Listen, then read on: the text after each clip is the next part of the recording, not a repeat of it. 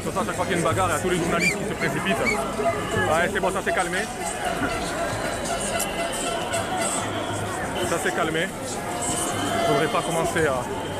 C'est ça le problème, c'est dommage, c'est que c'est un mouvement spontané, mais il n'y a personne qui arrive à tenir ce mouvement comme il le faudrait. Et c'est dommage. Parce qu'il y a une très grande attente, une énorme attente de la part des Français. On se chamaille de tous les côtés. Allez.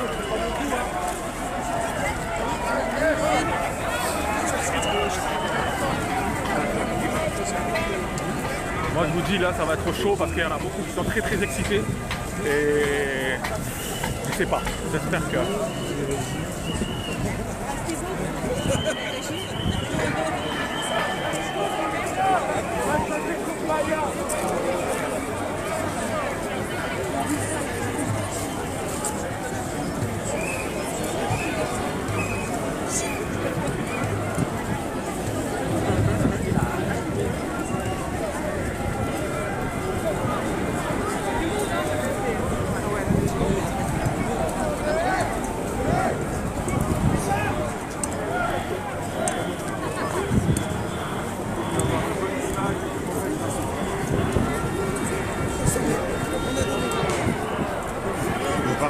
On partage à Strasbourg.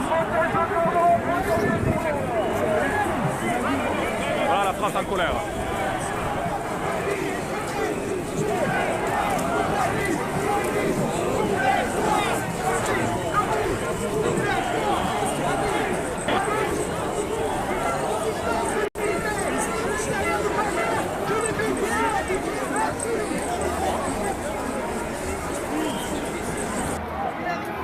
Pseudo-Macronie.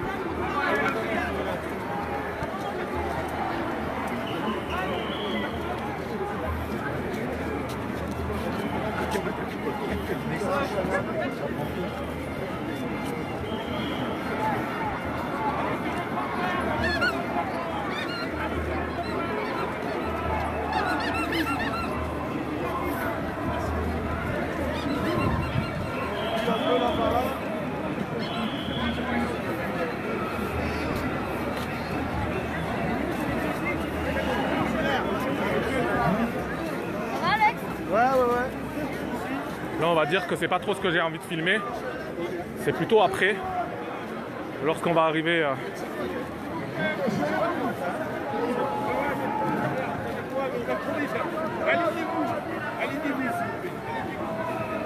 On prend de la distance, s'il vous plaît. Les jeunes, là.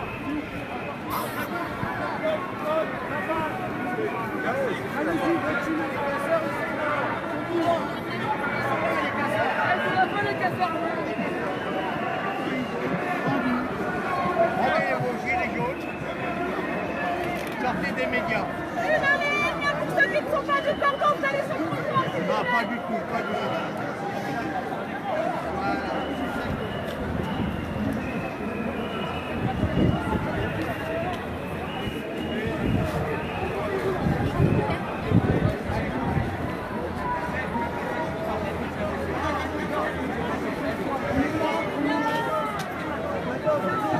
On va parler avec toi. Écoute, je vais parler avec toi. Non, est-ce que tu veux te laisser?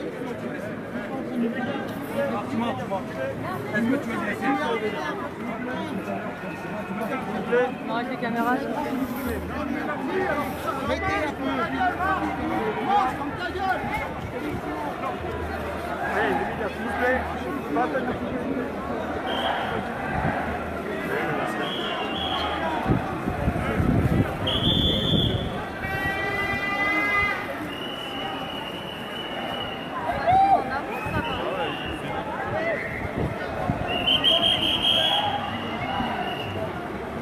c'est pas tout noir, c'est votre écran. Non? Parce qu'il y en a qui arrivent à voir.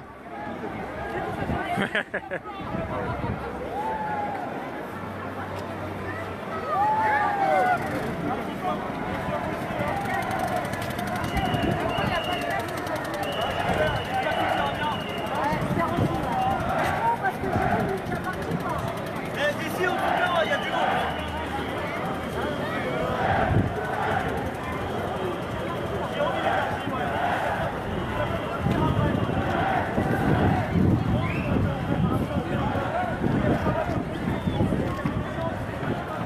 Bon, je vais couper le direct parce que là, c'est pas intéressant. Je lancerai un direct dans quelques instants lorsqu'on arrive.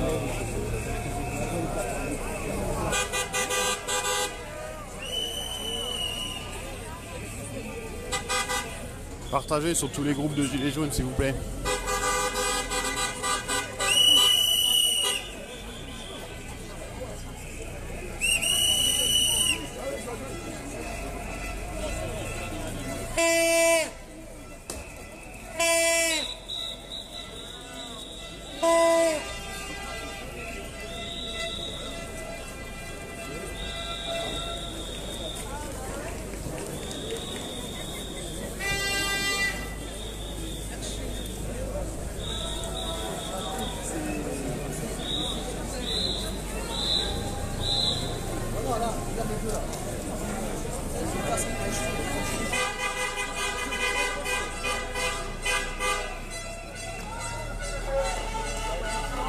Économiser de la batterie parce que là on tourne en rond.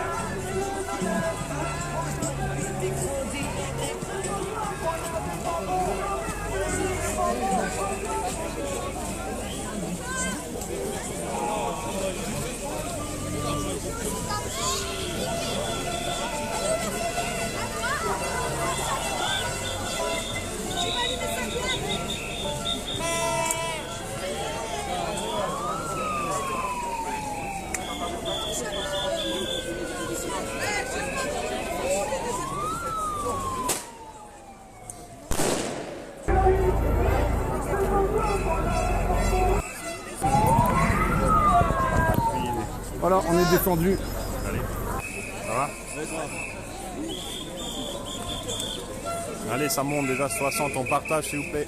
Il y a du monde à Strasbourg, rejoignez-nous pour ceux qui sont dans le coin.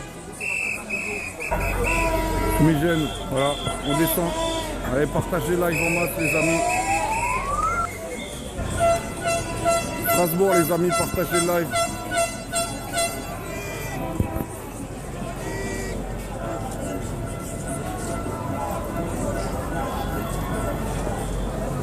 On a Strasbourg, on va y rejoindre chez Ami. Je l'ai vu, il était pas loin.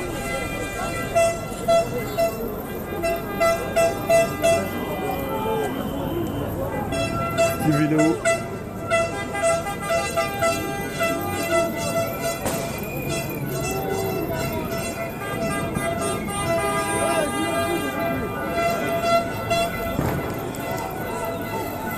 Blessés, victimes depuis le début du mouvement. Le départ Bah, Steve, c'était sur moi live.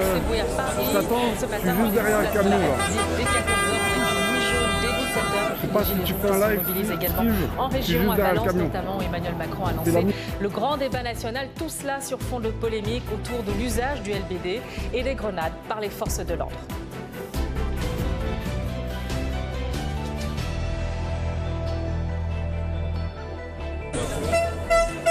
Bonjour, bienvenue, merci de nous rejoindre sur RT France. On commence avec donc cet acte 12 des Gilets jaunes. Aujourd'hui, 12e samedi consécutif, un peu particulier. Les organisateurs entendent rendre hommage aux Gilets jaunes blessés. Plusieurs rassemblements sont donc prévus dans toute la France. Plusieurs villes de province verront défiler les Gilets jaunes à Nantes, Toulouse, Valence, Rouen, Marseille ou encore Strasbourg.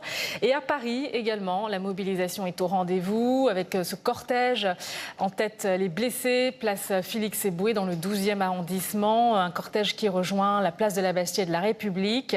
Le rendez-vous était fixé à midi. On retrouve tout de suite Nadège Abderrazak qui suit donc ce cortège pour nous.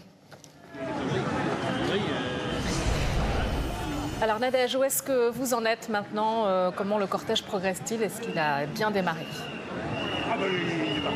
Il a démarré il y a à peu près une trentaine de minutes au départ de la place Félix Éboué. Alors ils sont des milliers à avoir pris place au sein de ce cortège et à défiler en hommage aux blessés, aux victimes lors des manifestations.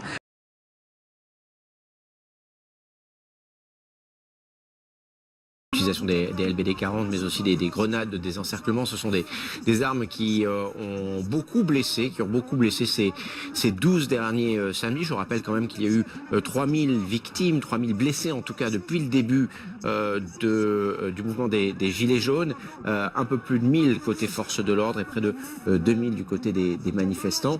C'est important, c'est même complètement inédit. C'est même complètement inédit, il faut ajouter un chiffre, c'est celui de 37 000 manifestations. C'est aussi 37 000 manifestations maintenant depuis quelques semaines et qui effectivement avec quelquefois des manifestations qui n'ont pas été déclarées, qui n'ont pas été encadrées et puis souvent, hélas, de plus en plus, d'ailleurs depuis maintenant le mois de mai, avec des manifestations dans lesquelles s'insèrent un certain nombre d'individus qui ne viennent pas encore une fois pour manifester. On le voit de plus en plus, on l'a vu un samedi avec des échauffourées dès 8h30, dès 9h contre les policiers et les gendarmes, donc des individus qui s'infiltrent dans ces manifestations avec un seul et unique but de procéder à des dégradations de mobilier urbain, saccager, piller des boutiques et puis surtout s'en prendre aux policiers et aux gendarmes physiquement. Et donc à cela, c'est vrai que la puissance publique, elle est obligée de mettre à la disposition des policiers des moyens pour se défendre. Et donc c'est ce qu'on appelle effectivement ces armes de force intermédiaire pour leur permettre évidemment dans les trois...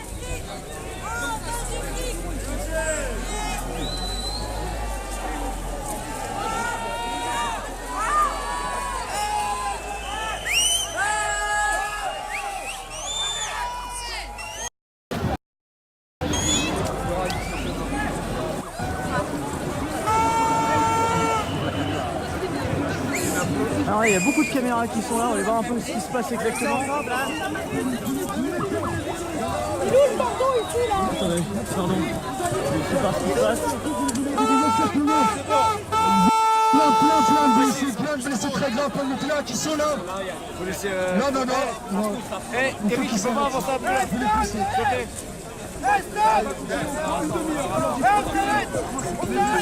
Les LBD 40, les GF4, les grenades de désencerclement sont des armes létales. Elles peuvent tuer. Et le LBD 40 a déjà tué. Ce sont des armes avec de la TNT, ça peut tuer.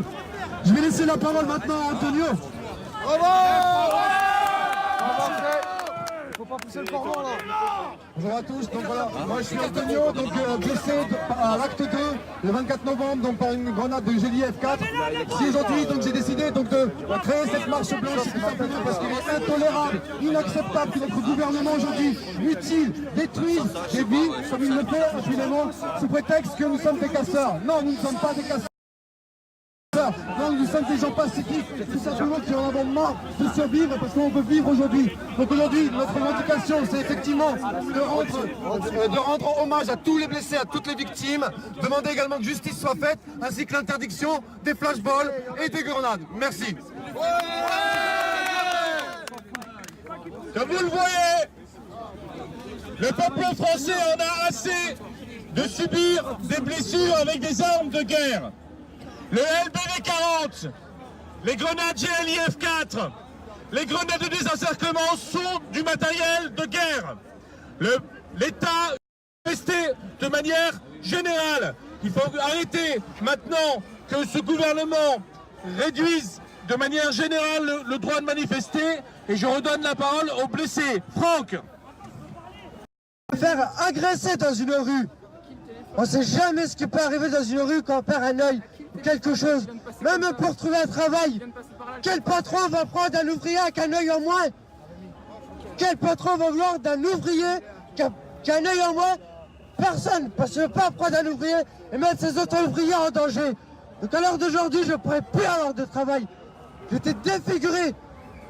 Je ne suis plus la même personne. Et comme le proverbe dit, police. Là, je ne sais même plus exactement le police partout, justice nulle part. Et le proverbe qu'il y a pour tout le monde et tous les gilets jaunes qui doivent avoir, c'est ce que nous avons subi, fait de nous ce comme nous sommes. Bravo!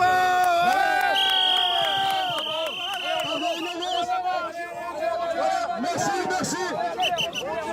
Tu pourras reparler si tu veux. Super. Tu vas reparler un peu. Vas-y. Excuse-moi. Alors, Antonio, on revient derrière le cordon. Je suis en direct sur Brut. Je peux peut-être poser quelques questions. Le blessé, on revient derrière le cordon.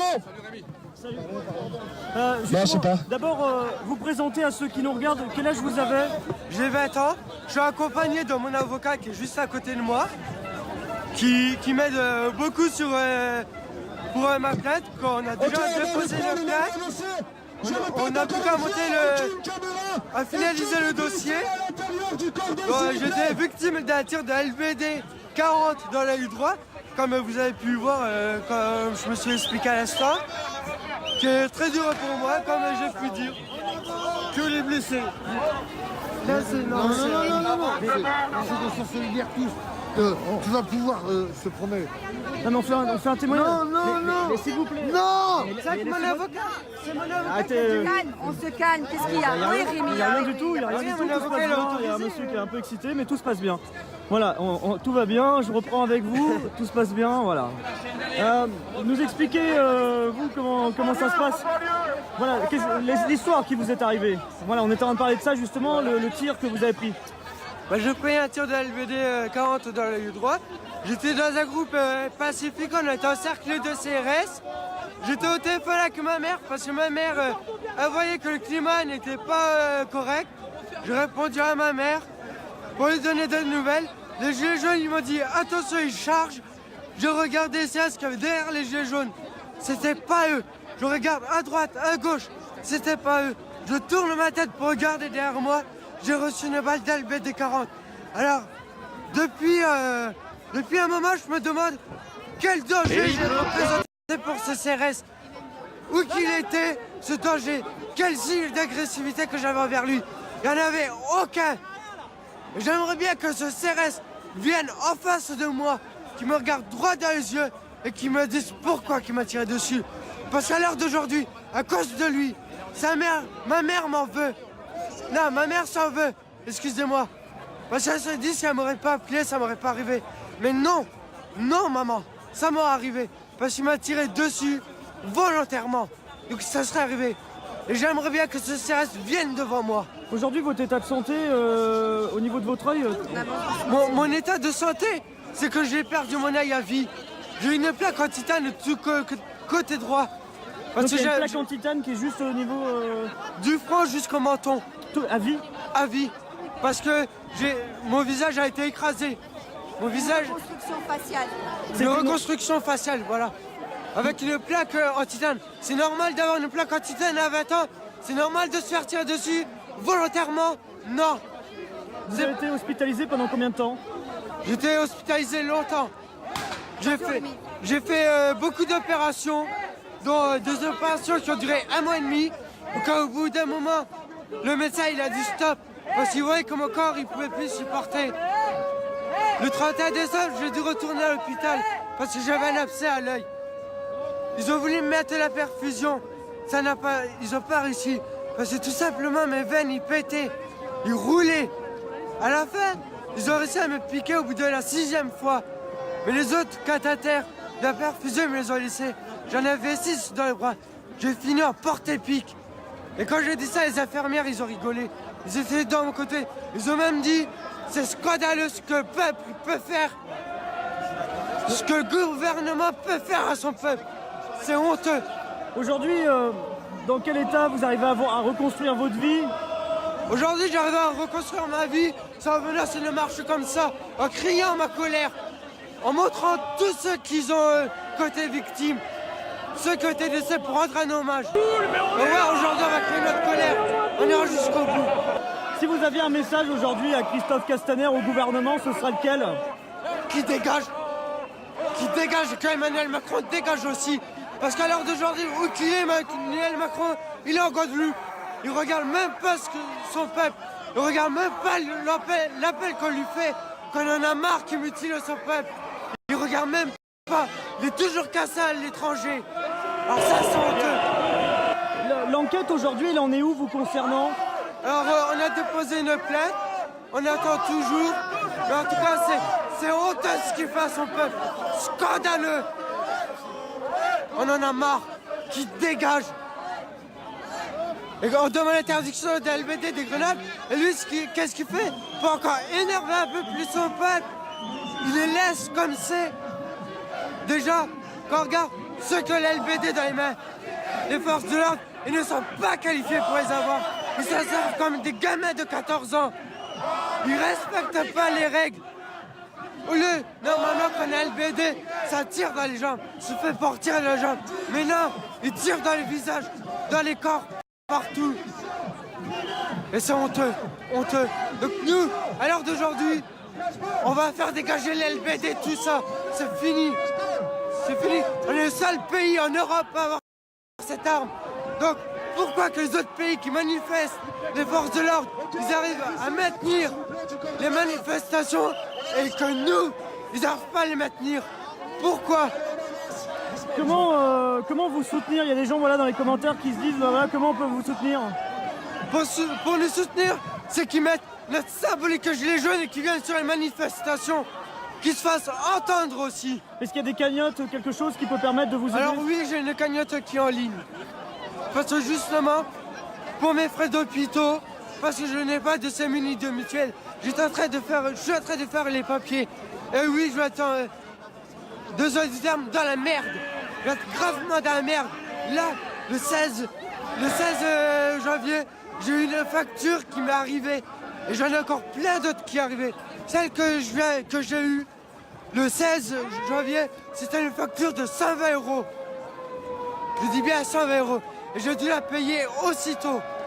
Parce qu'il y a les frais médicaux, mais il y a aussi au travers de ça les frais médicaux et les frais d'hospitalisation que je vais avoir, les frais de transport. Donc ça m'étonnerait, comme je viens en train, les billets de train ne vont pas être remboursés. J'avais quand même pour 62 € de ticket de train pour aller-retour. Et pour un moment, je venais toutes les semaines à l'hôpital. Toutes les semaines. Merci pour votre pour des visites. Vous avez quel âge aujourd'hui? J'ai 20 ans. 20 ans? J'ai 20 ans. Comment... Voilà, moi je vous avais entendu dans cette conférence que vous avez tenue à la Ligue des droits de l'homme jeudi. Vous avez parlé de votre avenir, de la peur de votre avenir? Oui, parce que j'ai un œil en moins, dont le droit. Quel patron va vouloir de moi? Il ne va pas mettre ses ouvriers en danger, parce qu'il a un ouvrier qui a un œil en moins. Ça n'arrivera jamais, j'aurai pas de travail. Quand je suis dans la rue, je panique. Je ne vois plus du côté droit. Tout le danger peut arriver quand je passe un simple passage au piéton. J'ai toujours peur qu'il y ait une voiture qui arrive vite et que je la verrai pas, quand elle me renversera. J'ai peur de me faire agresser. J'ai peur de me faire agresser. Je ne dors plus des nuits. À chaque fois que je ferme les yeux, depuis le 1er décembre, j'ai des flashs. Je revois la scène qui est arrivée. Donc ouais, c'est scandaleux. C'est un traumatisme permanent, c'est-à-dire... Traumatisme, oui. Je suis ému aussi par rapport à votre témoignage, c'est sûr que ça me touche. Moi j'ai 28 ans, on a à peu près le même âge et j'invite tout le monde, si c'est possible, je n'ai pas encore la confirmation. Il y a le 5 février, il y a un rassemblement général à la fac de Paris. Je ne sais plus exactement c'est quoi l'adresse, mais je redonnerai l'adresse s'il faut. Et je voulais dire un truc, parce que depuis tout à l'heure, ça faisait 1 heure que je me faisais interviewer par tous les caméramans, les journalistes. Donc il y a RT qui est venu me voir pour me faire interviewer. J'ai dit non, parce que ça faisait 1 heure. Et depuis tout à l'heure, si on regarde, elle est là, juste là, elle me regarde de travers. Donc ça commence à m'énerver. Elle me suit partout, juste pour une interview. Donc ouais, ça m'énerve. ils harcèlent les gens. Et depuis tout à l'heure, elle me regarde de travers. Alors, y a pas de souci, on va revenir sur ce qui se passe ici aujourd'hui. Vous, qu'est-ce qui vous a poussé à porter un gilet jaune au départ? L'avenir de mes enfants et l'avenir aussi de mes parents. Parce qu'ils ont travaillé pour nous. Ils ont travaillé, ils nous ont nourris. Mais à l'heure d'aujourd'hui, c'est super compliqué pour tout le monde. En fin de mois, on est en galère. On n'a plus rien à bouffer. Le temps que tout le gouvernement a une belle table bien ronde à se bouffer une dinde et tout ce qu'ils veulent, du caviar, tout ce qu'ils veulent. Et nous, qu'est-ce qu'on a en fin de mois? Des pâtes à l'eau, sans sauce, sans beurre. De quoi c'est honteux? On fait un appel pour dire qu'on en a marre. On en a marre. Malgré tout, malgré ce qui vous est arrivé, vous avez toujours le courage d'être présent dans la rue, de continuer à manifester, malgré les risques, parce qu'il y en a des risques. Malgré les risques qu'il peut avoir, mais j'irai jusqu'au bout. Je lâcherai pas le mouvement pour l'avenir de mes parents, de mes frères, de mes futurs enfants, et des futurs enfants de mes frères. Ouais, j'irai jusqu'au bout. Et je lâcherai pas. C'est une détermination? C'est une détermination jusqu'à la fin. Et il y aura des autres actes, et j'y participerai, je lâcherai pas.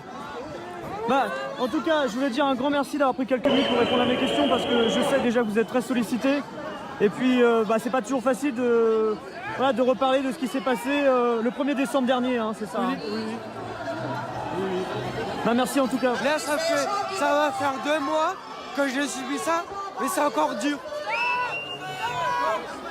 C'est encore dur.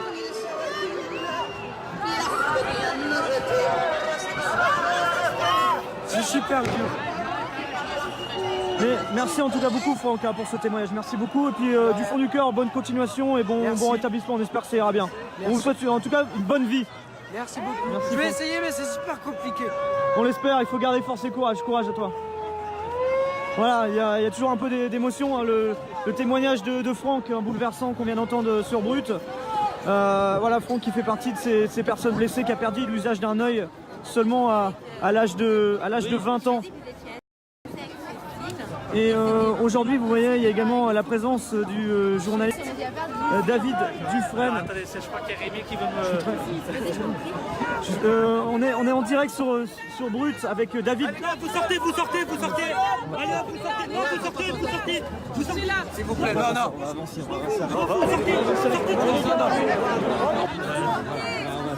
On va avancer là-bas. Ça va aller, tout va bien se passer. Il y a un peu de, tout va bien, un petit peu de tension, tout se passe bien, ça va. On est avec David Dufresne, donc journaliste qu'on avait eu très longuement en Facebook Live. On avait fait 2 heures ensemble. 2 heures. On avait pu notamment parler de ces violences policières que vous répertoriez depuis le début du mouvement des Gilets jaunes. Vous avez tenu à être présent aujourd'hui, pourquoi? Parce que je continue mon travail de documentariste, c'est-à-dire que moi je veux refléter la réalité et aujourd'hui... Samedi 2 février, la réalité c'est cette manifestation, c'est ces gens qui ont le courage de montrer leurs blessures, leurs mutilations pour lutter contre cette répression extrêmement forte qui s'abat Sortez s'il vous plaît. sur le mouvement. Sortez s'il vous plaît. Il y a quelques pétards. Quelques pétards, ça va, tout se passe bien. Sortez s'il vous plaît.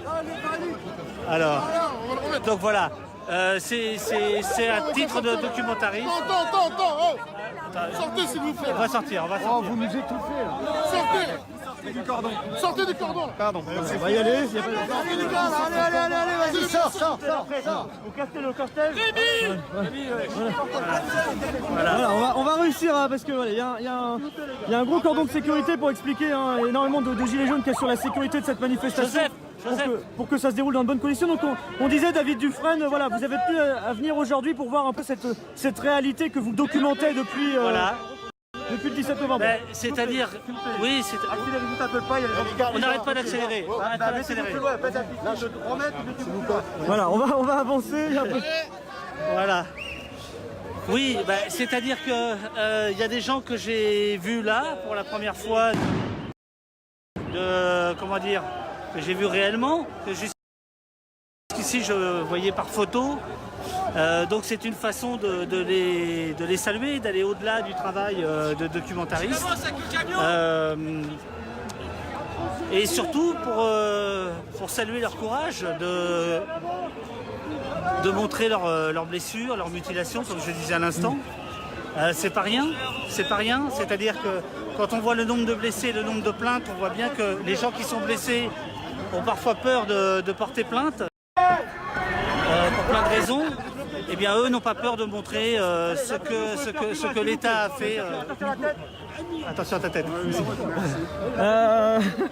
C'est pas les conditions les plus simples pour cette interview, mais vous avez pu rencontrer justement. Parce que jusque maintenant, vous receviez ces signalements sur les réseaux sociaux, par mail, sur Twitter notamment. Oui. Là, c'est l'occasion aussi pour vous de rencontrer physiquement des personnes qui vont signaler Voilà, juste des poignées de main, des regards, des sourires, ça s'arrête là. Je suis là à titre individuel, vous voyez, je ne représente que moi-même. Et puis, oui, c'est aussi vivre ce que je vis depuis 2 mois et demi, en partie par procuration. C'est d'être là, parmi ces gens, victimes d'une répression absolument inégalée. Je veux dire, on en a parlé pendant le live. Moi, j'ai étudié le maintien de l'ordre, j'ai fait un film là-dessus, un bouquin là-dessus. Depuis 50 ans, on n'a jamais vu ça en France, jamais. Et toutes les décisions, y compris celles du Conseil d'État hier, sont préoccupantes, sont extrêmement préoccupantes. C'est vrai qu'on rappelle que le Conseil d'État a autorisé le fait que le LBD soit encore utilisé et il pourrait l'être encore aujourd'hui. Voilà. Sauf que si on regarde bien ce que le Conseil d'État... Ce que le Conseil d'État a dit, il a reconnu au détour d'une phrase qu'effectivement le LBD pouvait faire des blessés, y compris graves, mais que le Conseil d'État ne savait pas si ces blessures étaient faites, enfin, que lui il considérait que c'était fait dans le cadre du maintien de l'ordre et que circuler, il n'y a rien à voir, quoi. Voilà. Au moins il a reconnu. Ce qui est intéressant aussi, c'est que le ministère de l'Intérieur, dans son rapport qu'il a remis pour le Conseil d'État, a reconnu qu'il y avait... Alors attends... Est-ce que j'ai la feuille encore? Non, j'ai plus la feuille malheureusement. Mais il a reconnu 16 cas graves et 17 susceptibles d'avoir été provoqués. Donc ça fait 36 cas graves provoqués par le LBD. Ça, c'est le ministère de l'Intérieur. C'est-à-dire que c'est le rapport du ministère de l'Intérieur remis au Conseil d'État pour défendre sa position. Ces chiffres-là ne sont pas ceux de M. Castaner, puisqu'ils sont 4 fois plus élevés que M. Castaner. Donc peu à peu, jour après jour, on arrive à une certaine vérité. Et cette vérité, c'est ce qu'il y a là, cet après-midi, dans la rue. Ces gens que tu as interviewés, que tu filmes, qui sont là, en béquille, une main en moins, un pied en moins, un œil en moins. Voilà, ils sont là. On a ce chiffre de 1700 blessés depuis le début du conflit. Il a peut-être même un peu évolué, j'imagine. Est-ce qu'on arrive vraiment à avoir un chiffre un peu plus affiné? Alors, c'est très compliqué ce chiffre parce qu'il est donné par le ministère de l'Intérieur, c'est son rôle, sauf que le ministère de l'Intérieur ne nous donne pas de précision. Donc on ne sait pas dans quel cadre ces blessés ont été blessés, on va dire, ni par qui. Donc c'est très compliqué. C'est-à-dire qu'il y a les blessés des ronds-points, on va dire, problèmes d'accident, des choses comme ça, puis il y a les blessés par les forces de l'ordre. Moi évidemment, ceux que je documente, ceux qui m'intéressent, ce sont ceux des forces de l'ordre. Et aujourd'hui, moi j'estime qu'il y a à peu près 300 personnes qui ont été blessées. 300 oui, 300. Et 150, même un peu plus, qui ont été visés ou touchés à la tête, ce qui est formellement interdit. Et là-dedans, il y a une bonne part par le LBD. Donc voilà. Et combien de blessés à l'œil? C'est vrai que des chiffres... Alors, les gens éborgnés, moi j'en comptabilise 17. Libération un petit peu moins et le collectif Désarmons-les, je crois 17 ou 18. Donc 17 qui ont perdu un œil. Qui ont perdu un œil. Ouais. Et aujourd'hui, M. Castaner reconnaît, il appelle ça des atteintes graves à la vision. Oui, c'est ce qu'il a dit. Il en comptait que 4. Ouais. Il rencontre 4 cas. Mais pourquoi? Parce que lui, il dit, moi, je prends les comptes de l'IGPN. Et c'est ce qu'on disait tout à l'heure, c'est-à-dire que si les gens ne portent pas plainte, les chiffres sont en deçà de la réalité. Après, les gens font ce qu'ils veulent. Mais ne pas porter plainte, c'est ne pas porter à la connaissance des citoyens, de tout le monde, les cas de blessés, quoi. Voilà. T'es pas mal dans ton gilet de motard, là. Attends, 2 secondes. Voilà, ça c'est Rémi. Bon, oui, c'est Rémi en live. Regardez comme il est timide. Ah là là, il est timide, regarde-le. J'étais pas préparé. J'étais pas préparé, mais Vous voyez, il est bien protégé. Mais oui, bah on Voilà. se protège. Bah ça c'est pour notamment les tirs de flashball, etc. Les grenades désencerclantes. Ouais. Donc il faut s'équiper pour éviter tout ça quoi. Merci Rémi. Bah, merci beaucoup David. Merci beaucoup. Merci pour ces quelques minutes sur Brut. Et je rappelle le live qu'on avait pu faire ensemble, il est toujours disponible sur la page Facebook de Brut. On avait parlé pendant 2 heures des stratégies de maintien de l'ordre. Je m'en souviens très bien. Bah, merci beaucoup David, à très bientôt. Merci.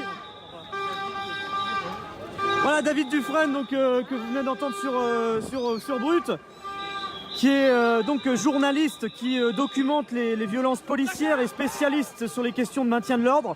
On avait fait un Facebook Live avec lui que je vous invite à voir ou revoir. Vous tapez David Dufresne, Rémi Buisine, Brut dans votre barre recherche Facebook et vous pourrez retrouver ce live. Alors, ne le regardez pas forcément maintenant, restez avec nous, mais vous pourrez le revoir.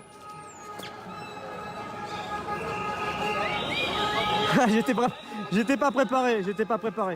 Et beaucoup de médias étrangers, vous voyez, qui sont présents, qui couvrent ce qui se passe ici à Paris. Et on va essayer de retourner proche du cortège.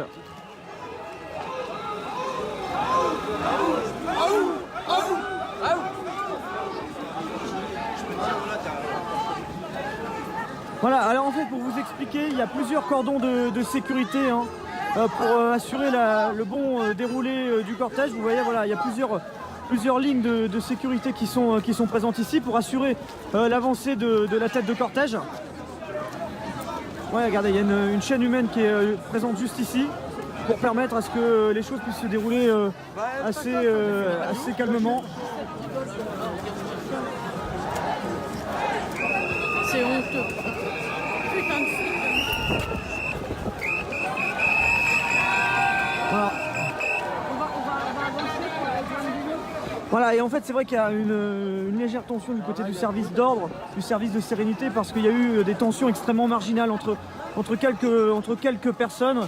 Et du coup, ils veulent assurer que tout se passe bien ici dans ce cortège. Et que l'avancée de ce cortège puisse se dérouler dans des bonnes conditions.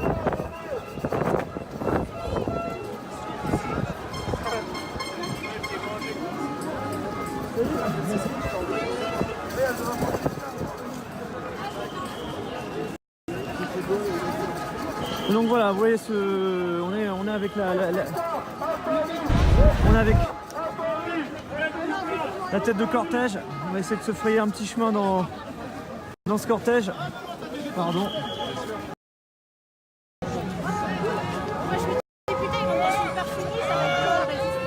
Voilà, ouais. Pardon, excusez-moi. J'essaie de passer, de me frayer un petit chemin.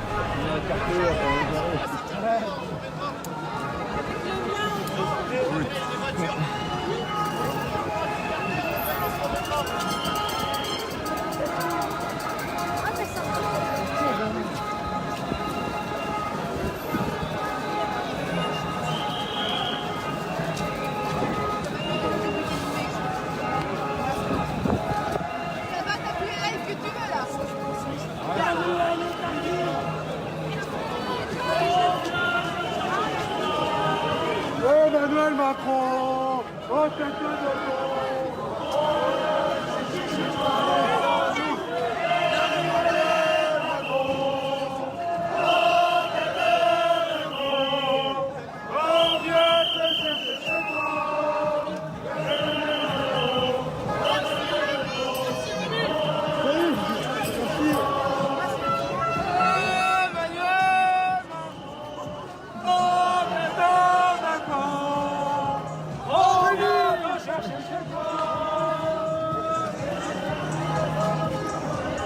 Voilà le cortège actuellement, on va le remonter un petit peu pour vous montrer la mobilisation. Alors au tout début du live, on a fait une petite vue aérienne qui vous a permis, je pense, à toutes et tous de voir la mobilisation ici à Paris, qui est tout de même assez importante. Alors aucun chiffre à pouvoir vous donner, vous savez, moi-même tout seul sur le terrain, c'est pas possible de pouvoir dire combien il y a de personnes exactement, mais voilà, un cortège assez fourni et assez étendu. Vous voyez cette banderole en tête de cortège, vérité et justice pour les blessés, interdiction des grenades et du LBD. Et être jugé pour crime envers le peuple. C'est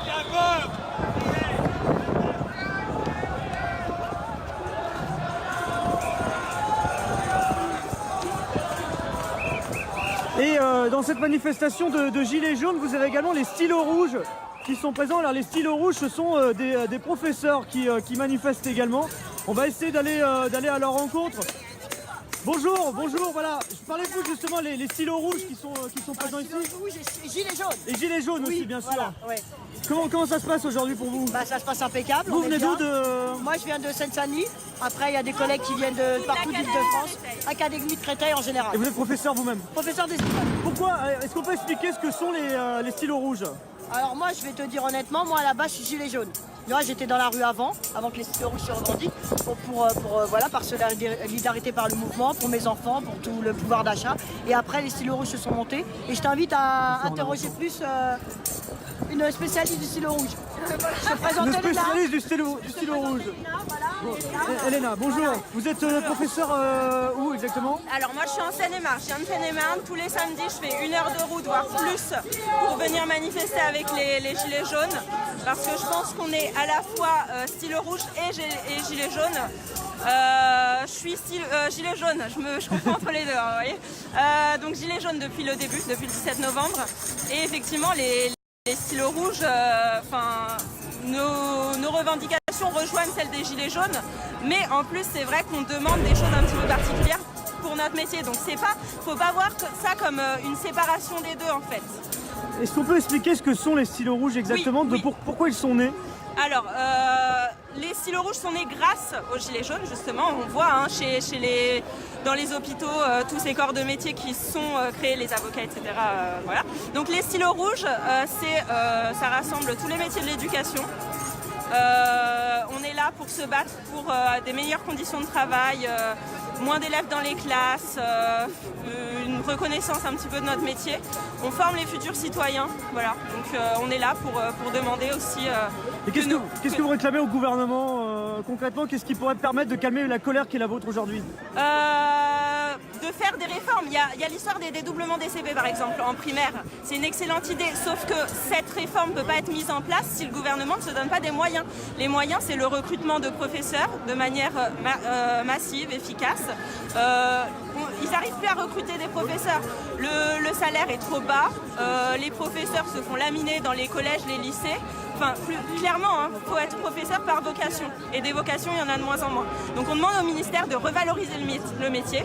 En revalorisant le métier, on va trouver plus de profs. Et là, on pourra mettre en place ces réformes qui vont nous permettre des meilleures conditions de travail. À savoir moins d'élèves dans les classes, notamment. Merci beaucoup de nous avoir éclairé sur ce que sont les stylos rouges, parce qu'on en parle régulièrement. Et ça permet de mettre un message sur vos revendications. Merci à vous. Beaucoup. Bonne journée. Voilà, on va avancer à nouveau vers la tête de cortège si vous nous rejoignez sur Brut. C'est donc le 12e samedi consécutif de mobilisation des Gilets jaunes, avec un axe particulier, celui de rendre hommage aux victimes, aux blessés depuis le début du mouvement. Je vous donnais un chiffre, aux alentours de 1700 blessés depuis le début du mouvement, 17 personnes qui ont perdu un œil, hein. C'est un chiffre que nous donnait David Dufresne il y a quelques instants. Ça diverge par rapport à certaines estimations, 16, 17, 18.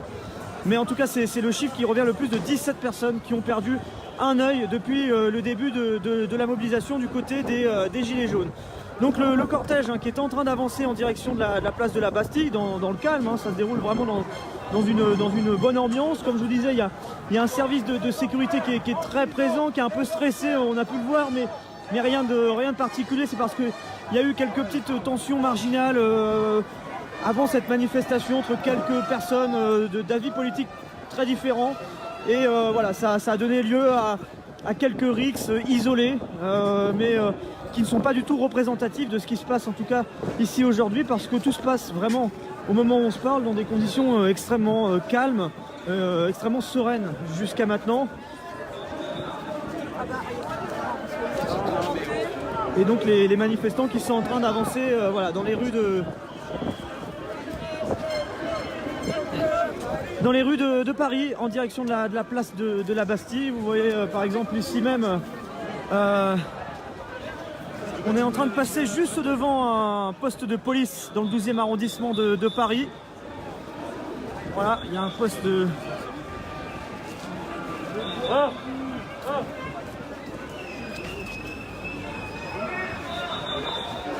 Et regardez.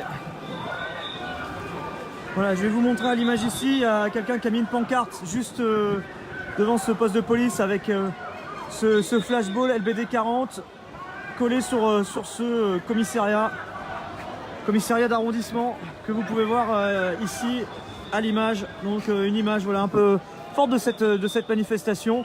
Et un commissariat qui est fermé hein, d'ailleurs aujourd'hui, vous voyez, commissariat fermé en raison des manifestations en cours sur le secteur.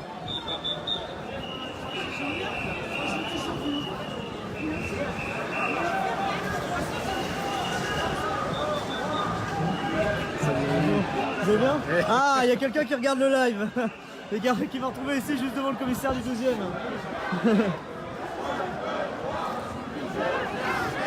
Donc voilà, cette manifestation, là, il y a une petite pause de quelques instants pour certains manifestants devant ce commissariat du 12e, mais vraiment dans le calme hein, ici. Hein, vous voyez, ça se déroule vraiment dans des conditions très...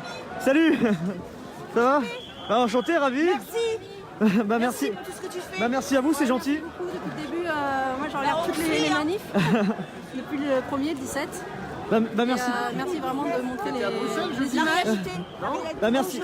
Bonjour madame. Moi je vous suis sur ah bah c'est très bien. live tous les bah, merci. Et là par contre aujourd'hui vous êtes là. Eh ben aujourd'hui je suis là parce que moi je suis d'Avignon donc je suis montée exprès. Je peux vous poser une petite question? Oui allez-y. Vous venez d'Avignon madame, c'est ça? Oui c'est ça. Vous faites quoi vous dans la vie? Je suis auto-entrepreneur. Et vous êtes venu donc d'Avignon spécialement pour l'acte 12? C'est ça. Qu'est-ce qui vous a motivé à faire toute cette distance? Je voulais voir l'ambiance et tout, je voulais venir au moins une fois à Paris. Alors jusqu'à maintenant, donc vous regardiez en live sur Brut? C'est ça, pendant que je manifestais à Avignon. Ouais. Voilà, le téléphone à la veille. Et puis là, je suis montée. Voilà. C'est quoi vous le message que vous portez en étant présente ici?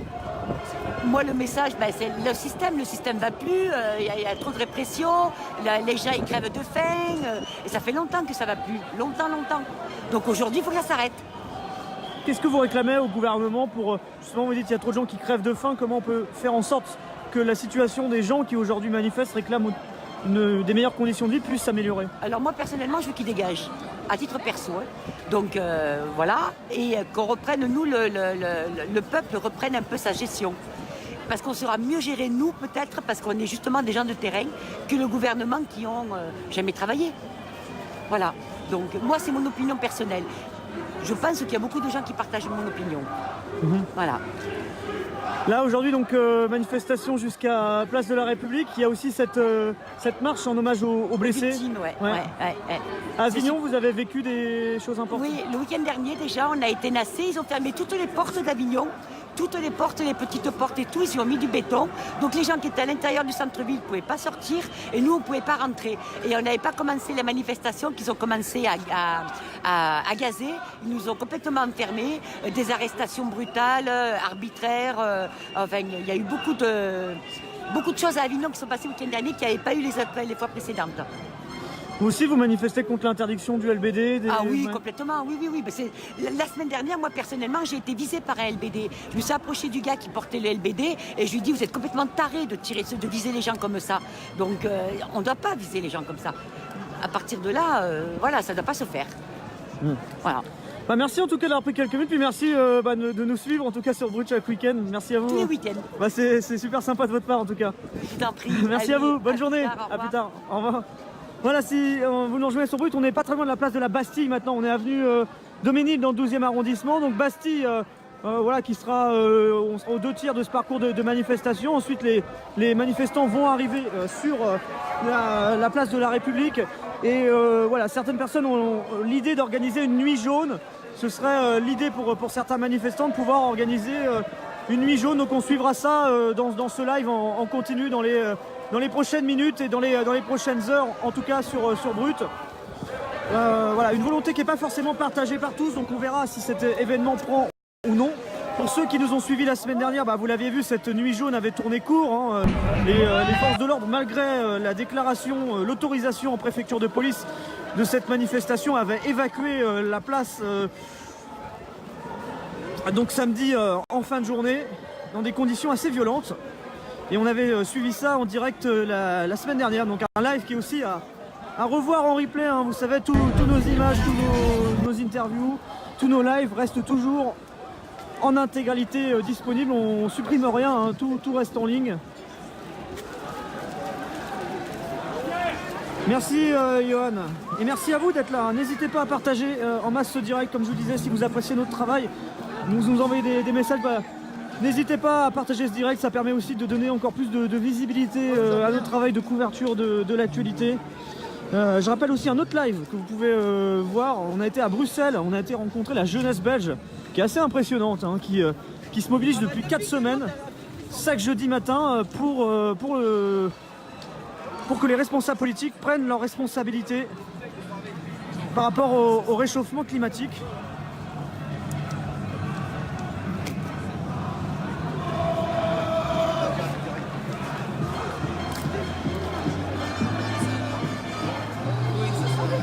Bonjour Shaina, merci. Bonjour Nanou, bonjour à tous, hein, merci d'être là sur ce live.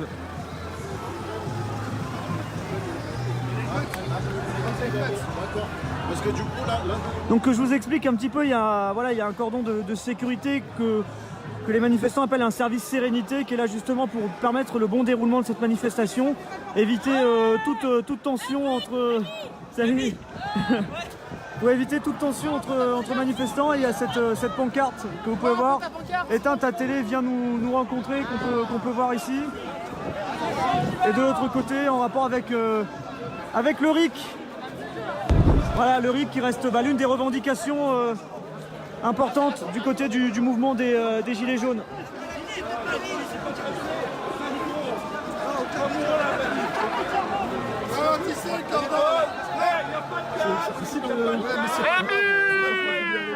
C'est possible de...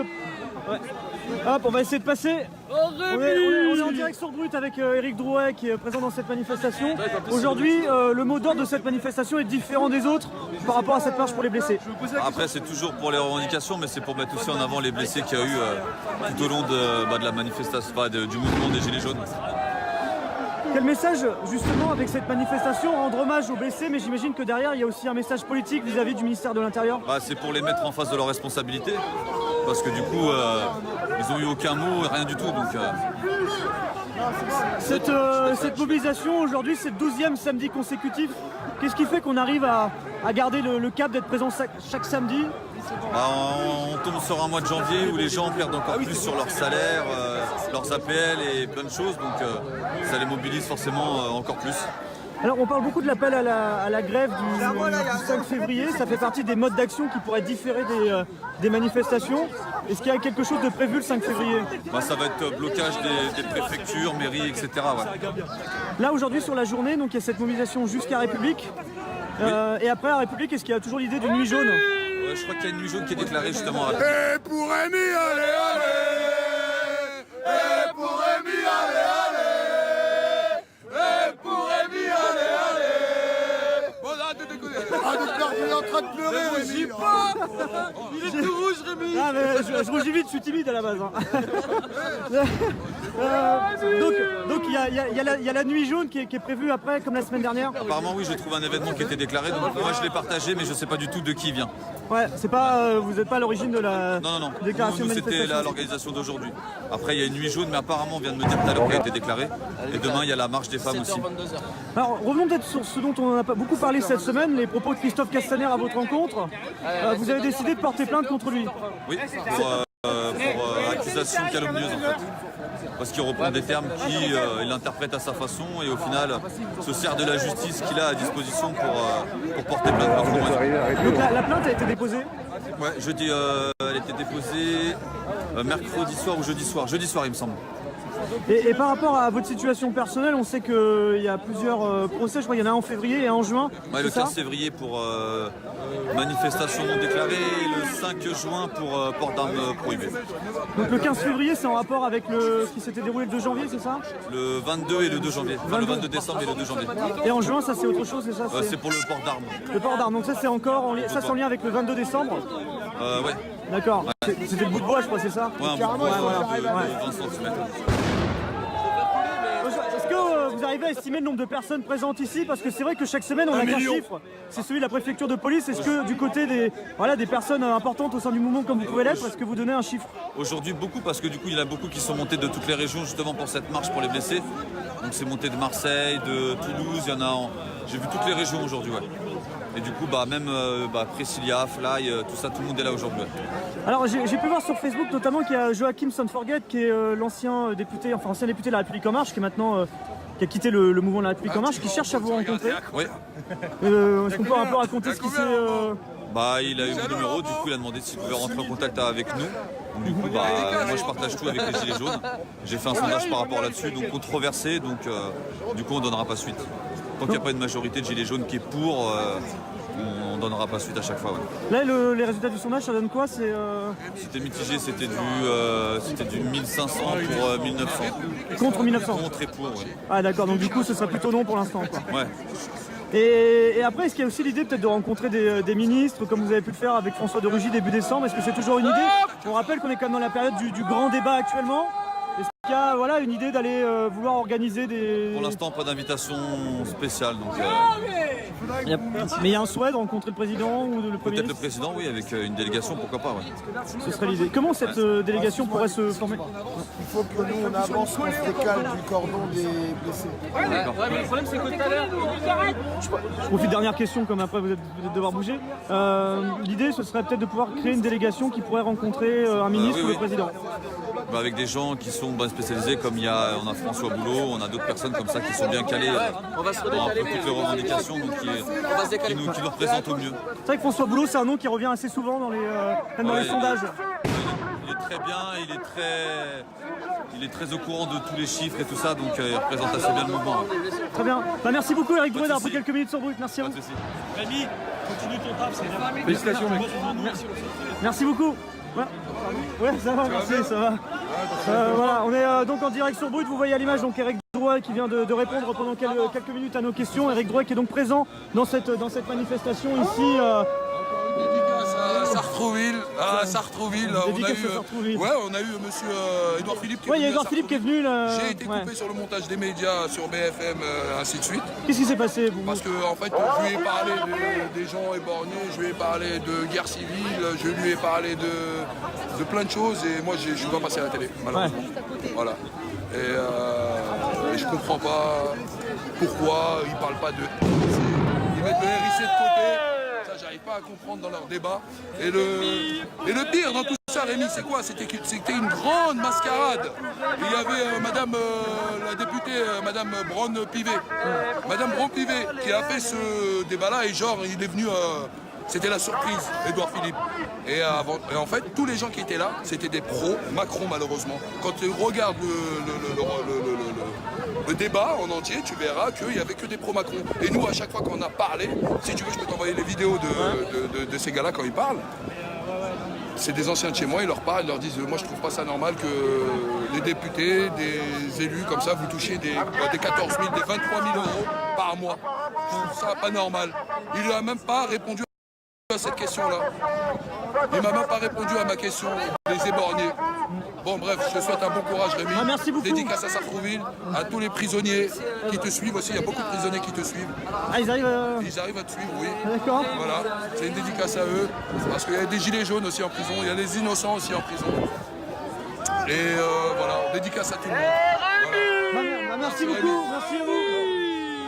Voilà la grenade JF4, il y a beaucoup de pancartes pour demander son interdiction. Et Rémi, regarde, il y a deux gilets.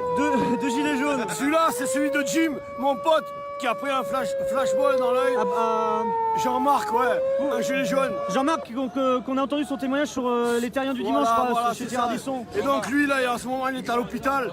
Tu vois, il a subi une intervention. Donc j'ai son gilet et le mien. Et hier... C'est son gilet qui est là. Voilà, c'est le gilet qu'il portait le jour où il a été... Non, mais c'est symbolique. Symbolique, si voilà. Et en fait, hier, il y a Édouard Philippe qui est allé à Bordeaux. Il a rendu hommage, il a fait preuve de compassion, si tu veux, pour les commerçants qui avaient perdu du chiffre d'affaires. Mais il n'est pas allé voir Jean-Marc, Jim, à l'hôpital, alors que lui, il a perdu un œil. Voilà, c'est ça que je voulais dire. Bisous, Jim, bonne être avec toi. Vous venez d'où, monsieur? Moi, je suis de Bordeaux et de l'île d'Oléron. Et vous faites quoi dans la vie? Vous êtes... Moi, je suis chanteur. Chanteur? Tiens, tu veux, mais je te donne mes Ah derniers bah, albums. avec plaisir, un peu de douceur musicale, ça fait pas de mal. Regarde, Dans ce monde de brut. Ah bah voilà, bah. Et mon nom, c'est Mimi. Bah, Très bien, bah, c'est passé. Non, mais garde-le, en fait, Ah bah, c'est pour gentil. toi. Bah, merci beaucoup. Il y a dedans, il y a un album qui s'appelle Politicard Tocard, La crèche hémicycle, Destitution, etc. Voilà. Très bien. Bah merci, j'écouterai avec attention. Et Brut, bravo. Rémi, on t'aime. Mon bébé, on t'aime. Bah, merci monsieur, c'est gentil, merci beaucoup. Voilà, je sais pas si je peux me tourner peut-être vers vous. Alors, je me permets de poser cette question parce que je sais qu'il y a des personnes qui... vous êtes un blessé... De tir de flashball. Tir de flashball. Acte 8. Et quelle date? Acte 8, qui d'Orsay. D'accord, vous venez de quelle ville? De Reims. De On Reims. s'avait déjà vu, on avait déjà parlé ensemble. Et vous êtes... avant ma blessure. Avant votre blessure. Est-ce que vous avez été blessé à quelle date? Le 5 janvier. 5 janvier. Donc l'acte 8. Est-ce que vous pouvez nous raconter l'histoire qui est la vôtre? Bah, la mienne, c'est que tout simple, j'étais donc dans la foule et puis j'avançais tranquillement en train de filmer. Il y a un moment, il y a eu un acte des Gilets jaunes qu'on avançait en courant sur les CRS parce qu'ils nous chargeaient. Et moi, je filmais et puis ils m'ont tiré dessus, moi, dessus carrément. Donc je l'ai pris en pleine tête, j'ai perdu 2 fois connaissance. Je me suis retrouvé aux urgences, traumatisme crânien, j'ai eu l'épaule d'arraché, le coude. Et aujourd'hui, quel est votre état de santé? Bah, j'ai toujours des vertiges, j'ai fait des troubles de la vision, j'ai des examens encore à faire. J'ai refait un examen il y a pas longtemps du coude et puis du bras donc entier. Donc j'ai des déchirures au niveau de l'épaule et puis du coude. Et j'ai plein de picotements au niveau de la joue, suite au traumatisme. Et ça va se faire progressivement. Donc aujourd'hui, par rapport à votre travail, comment... Bah, j'ai repris le travail parce que j'ai pas eu le choix. Parce que j'ai resté 3 semaines en arrêt et puis le problème c'est que pour pouvoir pour vivre à la fin du mois on n'a déjà pas grand chose donc là j'ai reçu ma paye, j'ose même pas la dire. 3 semaines en moins sur le salaire, ça se prend. On sait qu'il y a beaucoup de cagnottes qui ont été mises en place. Moi je me permets cette question parce que c'est vrai qu'il y en a toujours dans les commentaires qui disent comment on peut venir en aide à des personnes qui sont dans le besoin comme vous. Comment on fait? Comment on Je peut sais vous pas aider? du tout, moi j'ai Il y a des cagnottes, il y en a plein qui m'ont dit qu'il y avait des cagnottes, mais j'ai rien vu, il n'y a personne qui m'a contacté encore. Alors que je suis sur les réseaux sociaux, on me voit partout aussi, mais il n'y a personne qui m'a contacté. Donc des cagnottes, mais pour l'instant pas de contact particulier. Non, pas de contact particulier. Même au niveau des avocats, j'ai fait le nécessaire pour essayer de joindre des avocats comme les robes noires. J'ai jamais réussi à les avoir. J'étais obligé de faire marcher ma protection juridique et prendre un avocat privé. D'accord. Ah ouais. Et donc j'imagine beaucoup de frais qui ont été avancés quoi. Ouais, et j'ai la police des polices qui m'ont contacté et qui ont ouvert une enquête. Il y a une enquête qui est en cours? Ouais, j'ai envoyé les caméras, les vidéos, parce que j'ai des vidéos à l'appui moi, des photos à l'appui, j'ai tout à l'appui. Vous avez confiance en l'IGPN? Bah normalement ils sont là pour les policiers ripoux, et puis c'est la police des polices, ils sont là pour les policiers, les mauvais policiers, donc après à qui faire confiance. Donc après... Confiance quand même en attendant de voir la suite quoi. Pour l'instant, c'est pas que je leur fais confiance, mais ils m'ont contacté donc je vais m'en servir. Après, moi pour l'instant j'ai confiance, c'est comme un avocat. Et la personne, elle a été identifiée, on sait? Non, c'est pas que c'est... Justement, c'est pour ça qu'ils ont monté une enquête, pour essayer de... Ils ont voulu les vidéos, peut-être pour pouvoir reculer en arrière ou voir un peu. Je sais pas du tout après. Je peux pas vous dire. Bah merci en tout cas, puis bon rétablissement à vous Merci. monsieur. Bon courage, merci à vous. Voilà donc cette marche.